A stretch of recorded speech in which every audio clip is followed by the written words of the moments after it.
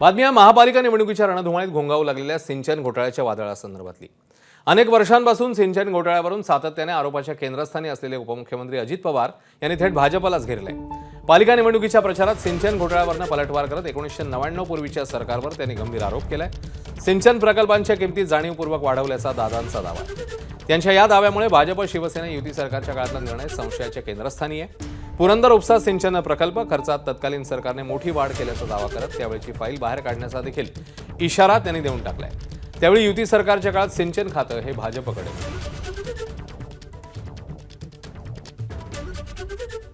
पुरंदर उपसा सिंचन योजना ही 330 कोटी रुपयाची झालेली होती।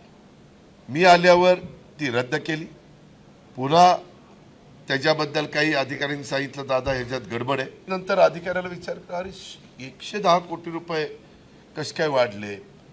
ते म्हणले आम्हाला सांगण्यात आलं की आम्हाला पार्टी फंड पाहिजे म्हणून त्याच्यात 100 कोटी वाढवण्यात आले। त्या रिटायर झालेल्या अधिकाऱ्यांनी सांगितलं की आमच्याही लोकांनी 10 कोटी वाढवले। अजूनही ती फाईल 330 कोटीची मान्यता दिली होती का नव्हती ती दाखवी। वास्तविक ते काढलं असतं तर अक्षरशः हाहाकार माजला असता, कारण असे एक पुरावे होते। अजित पवारांनी सिंचन घोटाळ्याबाबत केलेल्या दाव्यांमुळे राज्याच्या राजकारणात खळबळ उडाली आहे। विरोधकांनी तर थेट अजित पवारांच्या दाव्यांवर शंका उपस्थित करत 25 वर्ष गप्प का होते असा सवाल विचारलाय। 25 वर्षांनंतर तुम्हाला या फाईलची आज आठवण होण्याचं कारण काय? दुसरा प्रश्न असा आहे की 25 वर्ष तुम्ही ही फाईल का दडपून ठेवली? तुम्ही या ठिकाणी खरं म्हणजे मग जर भ्रष्टाचार आहे तर लगेच उघडकीस आणायला हवा होता। बघा, ह्या एकमेकांच्या फाईल्स गुप्तपणे काढतायत आणि एकमेकाला ब्लॅकमेल करतायत। शिंद्यांचं काही काढलं की शिंदे फडणवीसांना ब्लॅकमेल करणार, फडणवीसांविषयी काय बोललं का फडणवीस शिंदे पवारांना ब्लॅकमेल करणार। या महाराष्ट्राच्या राजकारणात आणि सत्तेत एकमेकांना ब्लॅकमेल करून स्वार्थ साधण्याचा प्रकार सुरू आहे।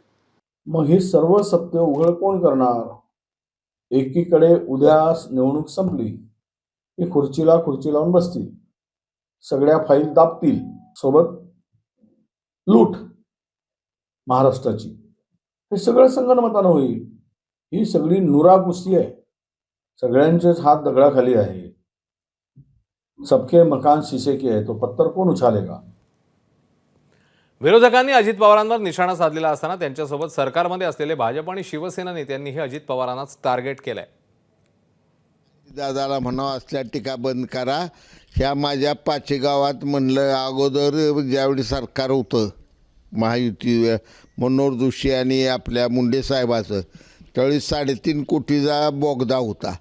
अजितदादाने त्याचं बिल काढले 18.5 कोटी रुपये। असलं काढायला गेल्यावर सगळंच होत असलं काही निधी बिधी होत नसतो आणि हे दादांत खोट आहे। मुळात अजितदादा हात अजून स्वच्छ नाहीत। 99च्या वेळी ज्यावेळी अजितदादाकडे फाईल आली तेव्हाच एखादा आरोप केला असता तर मला वाटतं की त्याला तथ्य असतं। हे आरोप फक्त निवडणुकीपुरते मर्यादित आहे। आपल्यावर झालेले आरोप हे न्यूट्रल करायचं असेल तर राज्यशास्त्रामध्ये आणि राजकारणामध्ये हे एक आयुध असतं। समोरच्यांनी तुमच्यावर आरोप केला ना, मग त्याचं उत्तर देत बसू नका, तुम्ही सुद्धा एक नवीन आरोप करा। अजित पवारांच्या आरोपांनंतर जलसिंचन विभागाचे तत्कालीन मुख्य अभियंता विजय पांढरे यांनी त्यांच्या दाव्यांना दुजोरा दिलाय। दादांनी केलेले आरोप 100% खरे आहेत असं सांगत विजय पांढरेंनी राज्यातील सिंचन प्रकल्पांमधील भ्रष्टाचाराचा मोठा पर्दाफाश केलाय। युती सरकारच्या काळात भ्रष्टाचाराचा पाया घातला गेला, त्यावर अजित पवारांनी कळस चढवल्याचा देखील आरोप करण्यात आला। केवळ एवढंच नव्हे तर कृष्णा खोरे प्रकल्पांतर्गत राबवण्यात आलेल्या अनेक उपसा सिंचन योजनांमध्ये प्रचंड मोठ्या प्रमाणात घोटाळे झाल्याचं देखील विजय पांढरेंनी म्हटलेलं आहे। पुरंदर घोटाळा हा खरा आहे असं तुम्हाला म्हणायचं? 100% पुरंदरच काय, अजून मी 100 प्रोजेक्ट सांगू शकतो असे की ज्याच्यात पुरंदरपेक्षा कितीतरी पटीने मोठे घोटाळे झालेले आहेत। अजित पवारांनी एक निवृत्त अधिकाऱ्याचं नाव नाही घेतलं, त्यांनी सांगितलं की निवृत्त अधिकाऱ्यांनी मला असं सांगितलं की पार्टी फंड 100 कोटी मागितला। अजित पवार नाव का घेत नाहीत त्या अधिकारी? आता नाव घेऊन अजित पवारांना स्वतःला माहिती आहे की आपणही काय केलेलं आहे, त्यामुळे ते अधिकाऱ्याचं नाव काय घेतील? अजित पवारांचा तर या घोटाळ्यांशी डायरेक्ट संबंध आहे। एबीपी माझा, उघडा डोळे बघा नीट.